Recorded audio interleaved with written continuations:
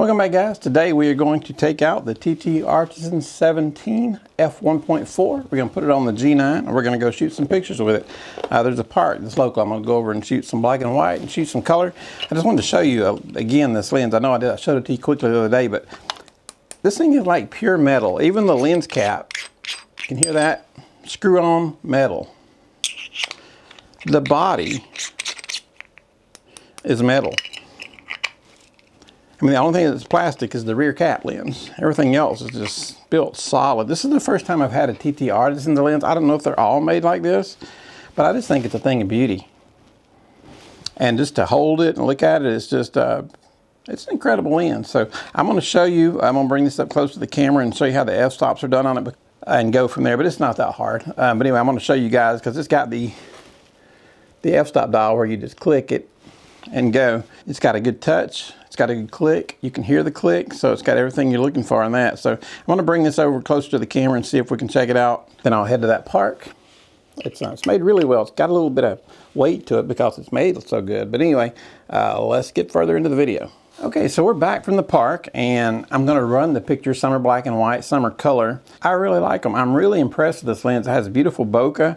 And did I mention it was $125 brand new? That is incredible. Like I said, it's manual focus. For an f1.4 that's made like this for $125 brand new, that's a keeper, especially once you see these pictures. The bokeh on it, I think, is absolutely beautiful. I tried to shoot it everywhere from 1.4 to all the way to f16 throughout the entire time I was shooting. So let's have a look at the pictures and see what you guys think.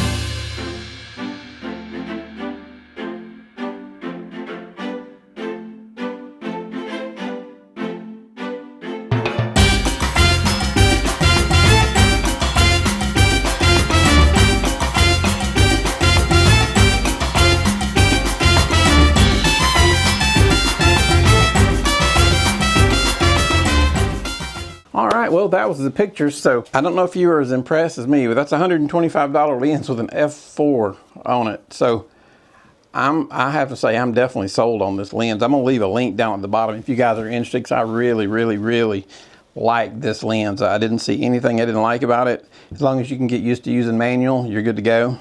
I would say that's a downfall, but it's not always a downfall. It's kind of good to be able to do things differently. You don't always need autofocus. It won't hurt you to go in there and do a little autofocusing. I remember when autofocusing came out. So before then, all we had was manual focus. And it's so much easier manual focus today. We didn't have all the little colors and stuff to show us when we were in focus. We used mostly a split screen that divided like this, if you guys remember that.